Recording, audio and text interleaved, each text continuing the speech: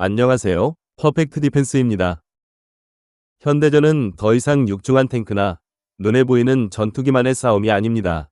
전쟁의 승패는 이제 전자기 스펙트럼이라는 보이지 않는 영역에서 결정됩니다. 최근 러우 전쟁에서 드러났듯 전자전 능력이 곧 전장의 정보 우위를 결정하며 이는 곧 전투원들의 생존율과 작전의 성공 여부를 좌우합니다. 첨단 무기 체계로 무장한 대한민국이지만 이 보이지 않는 전쟁터에서 과연 우리는 충분한 방패와 창을 가지고 있을까요? 오늘은 현대전에서 전자전의 중요성을 깊이 있게 분석하고 우리가 시급히 자체 개발해야 할 전자전기의 발전 방향을 제시해 보겠습니다.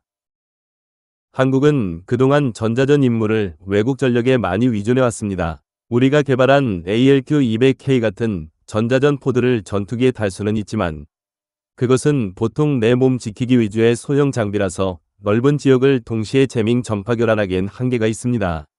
그래서 미국은 아예 전자전만 담당하는 전용기를 오래전부터 운용해왔습니다. 미 해군의 EA-18G 그라울러는 편대 옆에 붙어서 적 방공 레이더를 교란시키는 호위형이고 공군의 EA-37B 컴포스콜은 멀리서 광역으로 적의 지휘, 통신, 항법을 마비시키는 원거리 광역형입니다. 해군 쪽 그라울러는 차세대 제머를 달면서 중대역부터 단계적으로 출력과 대역폭을 키우는 중입니다. 한국도 전자전기의 중요성을 인식하고 있습니다. 그렇다면 한국은 어떤 길을 택했을까요? 핵심은 한국도 투트랙입니다. 하나는 원거리에서 넓은 지역을 덮는 스탠드오프 제머 전용기, 다른 하나는 미국의 그라울러처럼 우리 전투기 편대 곁에서 방패가 되어줄 호위형 전자공격기입니다. 먼저 스탠드오프형으로 한국항공우주산업과 하나시스템이 민간 비즈니스 제트기인 봄바디어 글로벌 6500을 기반으로 스탠드오프 제머 전용기를 설계해 공개했고 방위사업청이 블록원 전자전기 체계 개발을 승인한 것으로 전해졌습니다. 또 한국형 그라울러로 KF-21을 기반으로 한 전자공격기 일명 KF-21EA의 연구도 소개됐습니다. 이 KF-21EA는 우리 편대와 함께 들어가 적 방공망을 가까이에서 교란하는 호위형 임무에 초점을 둔 개념입니다.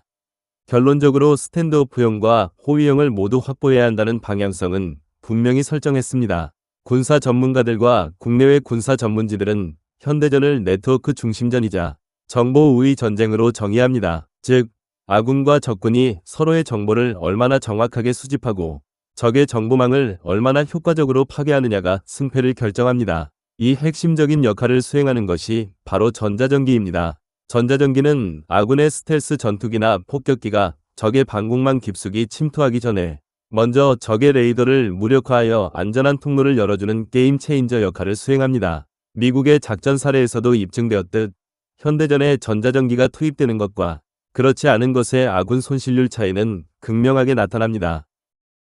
전자전 분야에서 가장 독보적인 위치를 차지하고 있는 나라는 단연 미국입니다.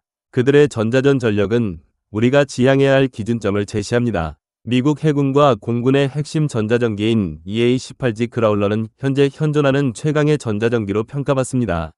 FA-18 슈퍼 호넷 전투기를 기반으로 개발되어 마하 1.8의 빠른 속도와 뛰어난 공대공 전투 능력을 동시에 갖추고 있습니다. 핵심 장비로 ALQ-99 전술 제밍 포드를 탑재하여 적의 레이더와 통신을 광범위하게 교란합니다. 또한 APG-79 A사 레이더를 장착하여 뛰어난 탐지 및 감시 능력을 보유하고 있습니다.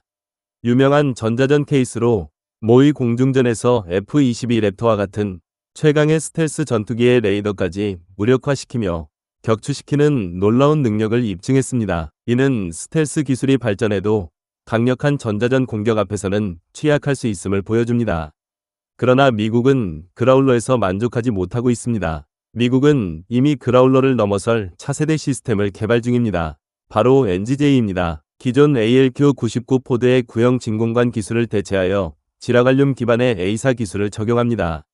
이는 출력을 획기적으로 높이고 처리 속도를 수백 배 빠르게 만들어 적의 주파수 변화에 실시간으로 대응하며 훨씬 더 정밀하고 강력한 전자 공격을 수행할 수 있게 합니다.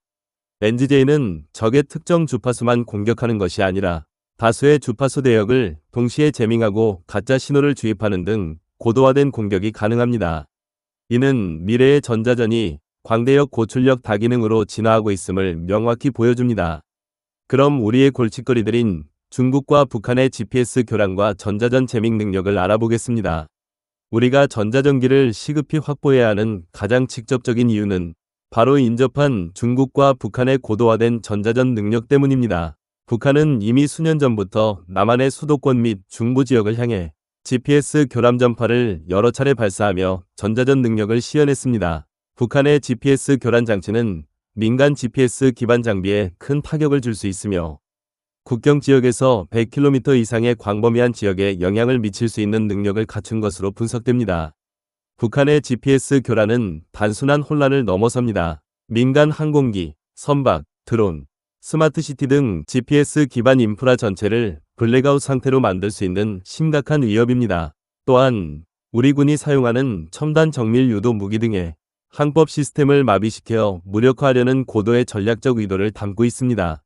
중국은 러시아와 함께 미국에 대항하는 첨단 전자전 능력을 급속도로 키우고 있습니다. 중국은 자국의 항공모함이나 주요 함정을 방어하기 위해 반접근 지역 거부 전략인 A2AD 전략을 핵심으로 삼고 있으며 전자전은 이 전략의 최전선에 있습니다. 이들은 미군의 최첨단 스텔스기까지 탐지하고 교란할 수 있는 지상 및 해상 기반의 강력한 전자전 제머를 대량으로 배치하고 있습니다. 중국의 전자전 시스템은 대형 항공기 플랫폼인 Y8, Y9을 기반으로 다양한 전자전 포드를 탑재하여 광범위한 지역에 대한 동시다발적인 전자공격이 가능합니다.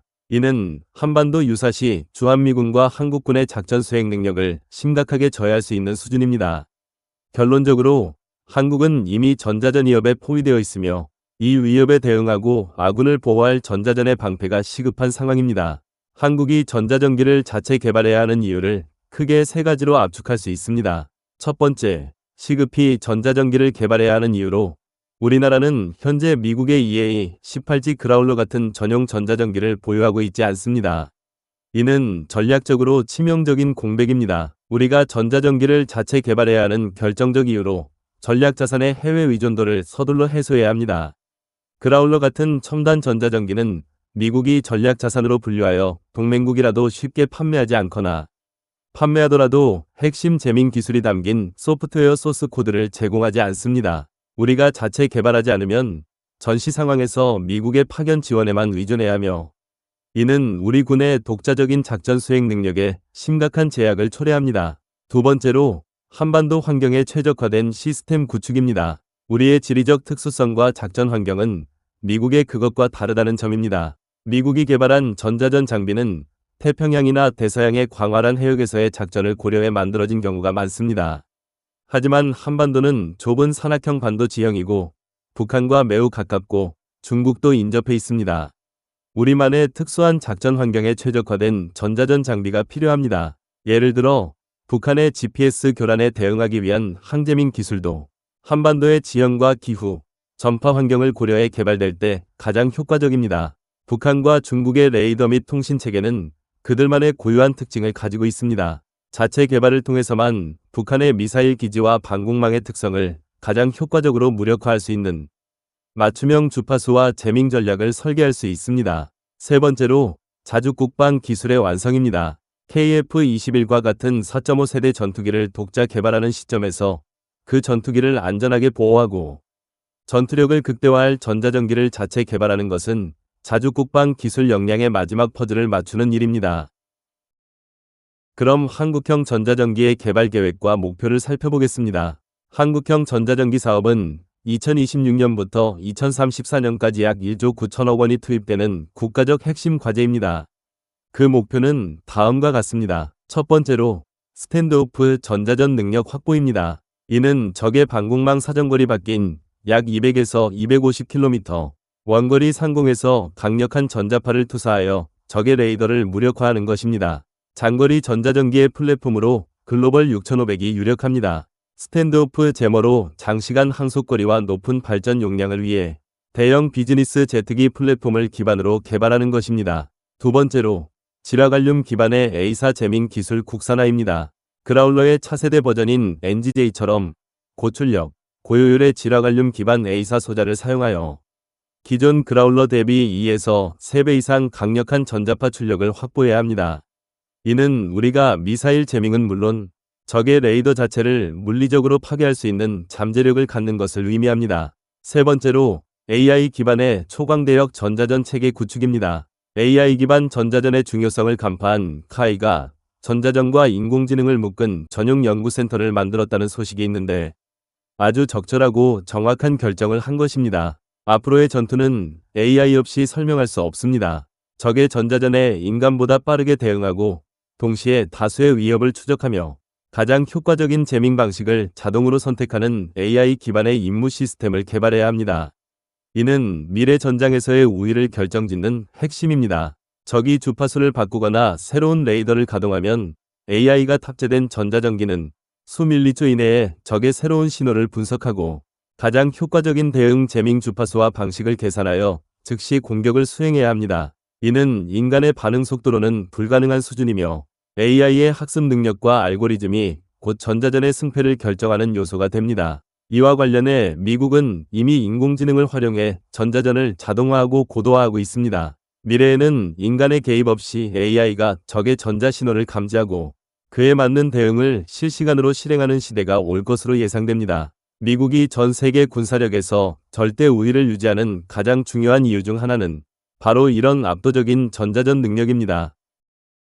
최근 아주 고무적인 소식도 전해졌는데요. 국방과학연구소는 전자전 체계에서 핵심인 스마트 다중빔 고출력 송신 장치를 자체적으로 개발하는 데 성공했으며 이러한 시스템을 활용해 대형 전자전 기체와 보람의 전자전 기체를 개발하는 데 사용할 것으로 알려졌습니다.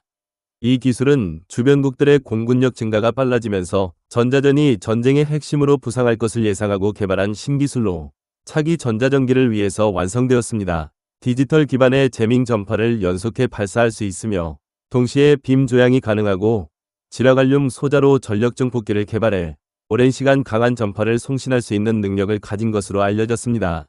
기존에 개발된 시스템은 26GHz, 즉 X밴드만 제밍이 가능했지만 새로 개발된 시스템은 UHF와 LS밴드, 여기에 X밴드를 넘어 K밴드까지 제밍 전파를 송출할 수 있는 것으로 알려져 스텔스 전투기를 탐지하기 위해서 개발된 지상 저주파 레이더 시스템이나 신형 중거리 공대공 미사일, 지상 발사 유도탄까지 제밍을 가할 수 있는 넓은 주파수 범위를 가지고 있는 것으로 파악되었습니다. 미래의 전쟁은 누가 더 빠르고 누가 더 정확한 정보를 가지고 있는가, 그리고 누가 상대의 정보를 더 효과적으로 차단할 수 있는가에 따라 승패가 결정될 것입니다. 그것이 바로 전자전이 현대 군사작전의 가장 중요한 요소가 된 이유입니다. 한국이 진정한 의미의 군사 강국이 되려면 이제 눈에 보이는 무기만이 아니라 눈에 보이지 않는 전자파의 전쟁에서도 우위를 확보해야 합니다. 한국형 전자전기의 성공적인 개발은 단순한 군사기술 발전이 아니라 한반도의 평화와 안정을 지키기 위한 필수적이고 전략적인 선택입니다. 오늘은 여기서 마치겠습니다. 영상 시청 감사합니다.